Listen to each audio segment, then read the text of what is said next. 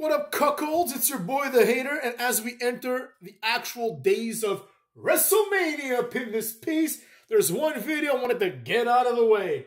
So WWE has come up with a new show, we'll call it, called WWE Speed. The premise of WWE Speed is that the matches are 3 minutes long and very fast-paced, right? And then as a result of all this, there's going to be a Speed champion that is going to be crowned at some point in the future. I don't know when. I don't really care, right? Now, a lot of people are saying this is a stupid idea, but all those people are categorically wrong. The truth is, WWE Speed is a wonderful idea. Now, maybe 3 minutes is too short of a time limit. Maybe it should be like 5 or 6, but the idea is a solid one, right? You don't need more than 6 minutes to establish someone as being better than another, right? At least for the vast majority of the matches.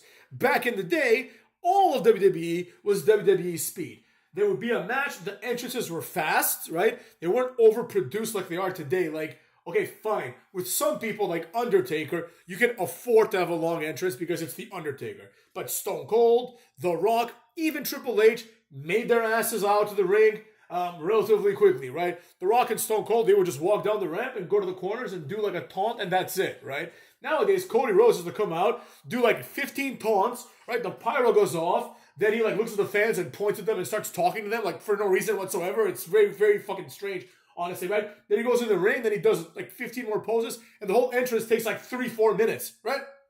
Not acceptable. You know, and it's one thing, fine, you can tolerate this with Cody Rhodes because he's at least a main eventer, right? Or Roman Reigns, which is like, he has an Undertaker-esque entrance. But beyond that, entrances need to be short and sweet and get the point across. There's absolutely no reason why Bobby Lashley and the Street Profits slowly walk to the ring. Get there quick. You know what I mean? Nobody's here to watch the entrance. I never even understood the fascination with entrances. Like, as soon as I buy like a WWE game, the first thing, I'm not joking, the first thing I do is I go to the game settings, I turn it to hard mode, so it's actually a challenge sometimes, and then I turn off the entrances. I have no interest in wasting like 3 minutes every time I want to play a game, right, to see the entrances. I don't care at all. You know what I mean? Real fans don't care about boring things like entrances. And as I said, it's okay if once in a while the entrances, takes a long time for a main eventer, or if it's like WrestleMania. But generally speaking, we need the person to get to the ring, right? John Cena, he'd come out, and then, then he started talking to the fans too. But before that, he would just go to the ring, he'd point to the ring, and he'd run, get in there, and then he'd, put up his little word life sign or whatever, the okay sign, and then that's it. It was simple, it was fun, it was entertaining, right? Depending on the character, the entrance can be good. But nowadays, we have so many jobbers, like Lashley and the Street Profits, for example, who have these long, prolonged entrances, and it's like, we really don't need this. Like, this is not justified. Like, Finn Balor taking 10 minutes to get to the ring is a waste of time. Like, who cares about Finn Balor? You know what I mean? Karrion Kross is the best example. Karrion Kross has this overproduced entrance, and it's like, you wait 4 minutes, and all you get is Karrion Kross, and you're like, what the fuck? Hurry the fuck up, man. I'm not here to watch your shitty entrance. Oh, fall and pray. And then Scarlett comes out saying fall and pray. And then like a bird appears. And then there's smoke everywhere. Shut the fuck up. You know what I'm saying? Like, you're not interesting enough for that, right? But anyways, the point of this video is not about the entrances. But this is a big part of WWE Speed, right? Because as far as I saw, right, the clip starts where the people are both in the ring. These are generally like jobberish wrestlers, right? But it doesn't have to be that way. In fact, one of the logical points of wrestling is that if you really like wrestling, right? If you really like the athletic contest, it's not even a contest, but the athletic display of wrestling, that's why we have the pay-per-views. That's the whole point. You watch Raw, you're going to get a very quick 5, maybe 6 minute match. It'll be like Guerrero versus, Val Venus, and it'll end with someone doing a Hurricane Rana, maybe a quick pin, or someone will do like some sort of powerful move and climb up and hit the frog splash or the money shot, depending on who wins, and then that's it. You don't need to see anything else, right? You've seen all you need to see.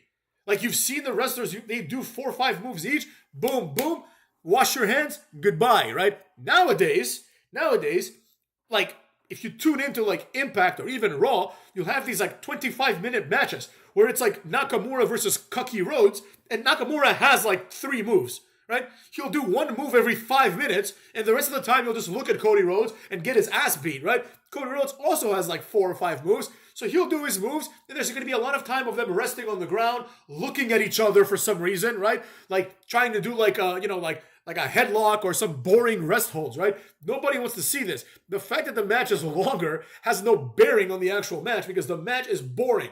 A great example of this would be, there was like a match, I think it was an Iron Man match. It was Orton versus Triple H. The entire match was like, they get up, one of them does a big move, then they sit their asses down for 30, 40 seconds to waste time, and then they get up and someone else does a big move, and they both laid there for like forever, right? Then there's like, it takes 5 minutes for Randy Orton to like decide what he's gonna do next. He goes out, he gets the steps. By the time he goes back to like, hit Triple H with the steps, it's been like 4 minutes because he's looking at the crowd, he's yelling at Michael Cole. Like, it's just a waste of time, Nobody wants to see this. We want to see quick action that pushes the story forward, right? Then the people that really enjoy wrestling, including myself, right, and like to see the resolution of the feud, can then buy the pay-per-view or watch the premium live event where the matches are longer. There's a bigger focus on the storytelling within one match specifically, right? And you see all the moves. You're definitely going to see a finisher. And then you also get, presumably, a resolution to the feud, if there is one. But nowadays, all the things that make wrestling what wrestling is have been completely thrown away. There's a lack of feuds and storylines. Like, it's a complete waste. Just matches that are thrown together, which I'm going to talk about in the next video, which also comes out tonight, cucks. We have that kind of stuff. And then, to make matters worse, not only are there no storylines, but the matches are long and boring. And it's like, Jesus Christ, I don't need to see, like, JD McDonough wrestle, like, I don't know, some other guy that's going to destroy him, like R-Truth, for 15 minutes. Like, the whole thing should be 3 minutes. The commercial break ends, JD McDonough is already in the ring, and R-Truth is already halfway to getting to the ring. The bell rings, they each do 3 moves, R-Truth hits the little Jimmy, 1, 2, 3, that's it, they celebrate, and then you can have a short post-match segment. Then immediately cut to backstage where the next segment is awaiting, right? But instead, it'll be like, here's JD McDonough coming out, and here's R-Truth coming out. Commercial break. Here's the beginning of the match. Oh, we're gonna go to that bullshit commercial break where like the show is shown next to like a Doritos commercial, you know what I mean? And then after that, we'll come back, and then we'll end, and then another commercial break, right? There was a time, cucks, when it was inconceivable for a wrestling match to be interrupted by a commercial break. And for a long time, I thought there was just fewer commercial breaks. But it's not that. It's just like the match, the whole thing was 7 minutes, right? You wouldn't waste like 3 minutes on an entrance. And that explains why, despite the fact that Raw is 3 hours, it's like 4 matches in 3 hours, right? What the hell is that? 3 hours, it should get like 12 matches. Back in the day, in 2 hours, you'd get like 7 matches, right? And it doesn't matter because when you think back, you don't think, oh, that one time when JD McDonough did a dropkick, that's when the match became good. You just think of the big moves, right? And the big moves and all the things that I mentioned can easily be accomplished in a very short period of time. I don't know if 3 minutes is the logical conclusion. It should be like 4 minutes. And because WWE Speed is a novel concept, I mean, it's basically an old concept that has been, repurposed as a new concept, and now there's like a countdown, right? Which is kind of silly, but you can actually push someone really well with this, right? So it looks like, I'm just going to assume Ricochet is going to win this. This has Ricochet written all over it. But let's say Ricochet becomes the first ever NXT Speed champion, right? Or not NXT, sorry, WWE. Doesn't it feel like so NXT-ish, right? He becomes the first WWE Speed champion. Like, let's say he has like a 1 year, like, run as the NXT Speed champion, and he appears only on NXT Speed. Let's just say, I know that's not going to happen, but let's just say, right? Now, he can come back at some point and be like, look, I've dominated NXT Speed. I think I'm ready to fight Seth Rollins for the title, right? And then you can have a match that's 3 minutes long, right? Because now the argument is, Ricochet's matches are all kind of geared towards this high pace, right?